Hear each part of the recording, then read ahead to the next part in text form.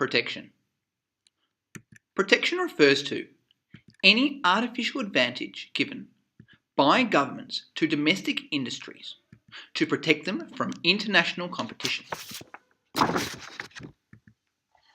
The four main reasons for protection are infant industry. New industries need time to establish their economies of scale, i.e. get their costs down in the long run, to be able to compete with international competitors. Without this, new businesses could not establish themselves domestically. Domestic employment. Protection is required to maintain local jobs from being abolished from international competitors importing their goods and services, and local businesses are unable to compete and thus would have to lay employees off. Dumping. Protection prevents international companies from selling their excess products at below the cost of production on the domestic market. For example, in the United States, their government heavily subsidises, i.e. gives money, to corn farmers. Last year, they made a bumper crop and wanted to dump their excess stock on the Australian market. Now, because they were heavily subsidised, they can sell it for $4 a kilo, when in Australia it's sold for $10. Thus, protection stops dumping the excess stock on a domestic market. Defence. Some goods and services are of national importance and thus should not be relied on for other companies in other countries to produce. For example, Australia's submarines are built in Australia, even though it costs more than the Chinese built one. At the moment, we have strong relations with China, but in the future we may not, and we don't want to be at war with a country who built our submarines. So, if a government decides protection is required for an industry because of the infant industry argument, domestic employment argument, dumping argument, and/or defence argument, there are a number of methods of protection. One popular method is a tariff. A tariff is a tax on goods which are imported into a country. Let's have a look at a hypothetical example. Bananas sold in Australia. This is a demand and supply curve. We can see that the equilibrium price is $14, with a quantity of 60 bananas. When Australia allows free trade, i.e. allows imports, the world price is $10. They are cheaper because cheaper labour costs and less environmental regulators on the world market. At this price, there are 100 bananas demanded in Australia. However, only 20 are supplied, so the remaining 80 are imported in. This is all with free trade. Then, let's say the banana industry lobbies the government, arguing that bananas provide jobs in coastal New South Wales, thus need protection. So the government puts in place a tariff. That is a tax for all imported bananas of, let's say, $2. This then increases the price to $12. Now, only 80 bananas are demanded and 40 bananas are supplied domestically. So only 40 are imported. Now, this tariff brings in government revenue. The revenue is the imported bananas, so 80 less 40, which is 40, times a tariff of 12 less 10, which is 2, which gives us $80. So, what is the economic benefit of this? Domestic producers now supply more. They now supply 40 instead of 20, which increases domestic production and domestic employment. Plus, there is an increase in revenue for the government.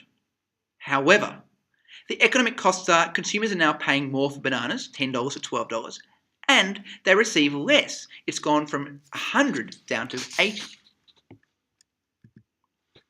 Another method of protection are quotas. Quotas are limits on the number of goods that can be imported from another country. Continuing with our banana example, we have a world price of $10. This is below the Australian banana equilibrium because production in other countries is cheaper.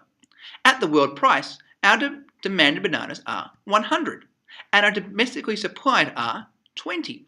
The remaining 80 are imported in from overseas, so this is all at free trade. With the introduction of an import quota, the Australian supply curve becomes the Australian supply curve plus the quota.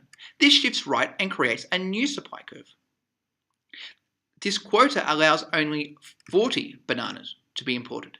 This increases the price now to $12. The economic benefits of the quota are domestic producers are now producing more. They're producing 20 to 40, which means domestic producers increase and thus employment increases domestically. However, consumers are now paying $12 instead of $10.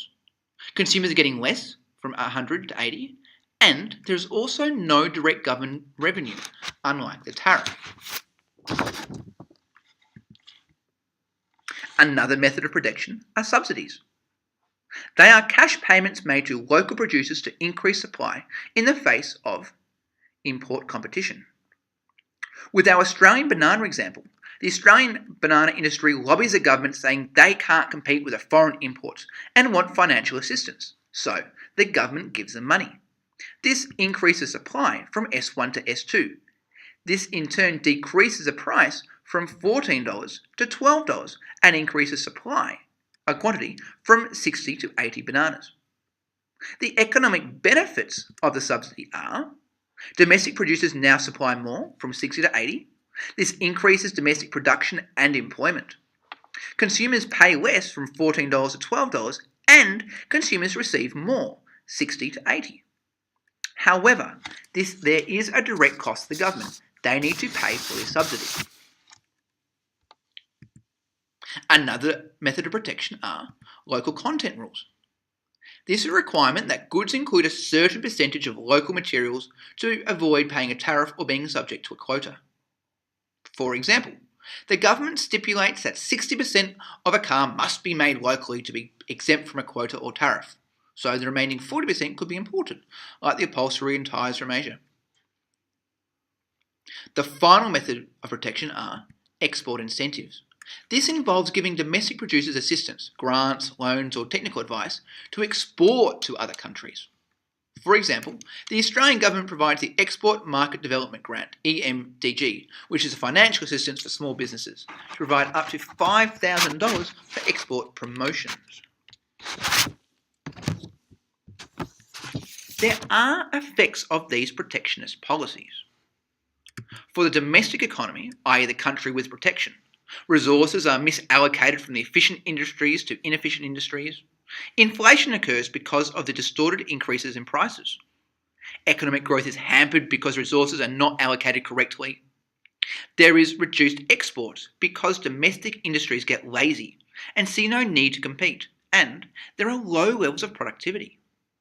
While for the global economy, i.e. all the world economies combined, there is reduced global trade because protection prohibits it. This reduced trade reduces global economic growth. The individual economies are unable to specialise, and it is difficult for developing economies to access advanced economies because protection methods prohibit it. To conclude, protection refers to any artificial advantage given by government to domestic industries to protect them from international competitors. The four main arguments for protection are the infant industry argument, domestic employment argument, prevent dumping argument, and defence argument. The main methods of protection are a tariff, which is a tax on goods which are imported into a country, a quota, which is a limit on the number of goods that can be imported from another country, a subsidy, cash payments made to locally producers to increase supply in the face of import competition, a local content rule, a requirement that goods include a certain percentage of locally maintained materials to avoid paying a tariff, and export incentives, giving domestic producers assistance to export to other countries. And finally, these protectionist policies have effects on both the domestic and global economy.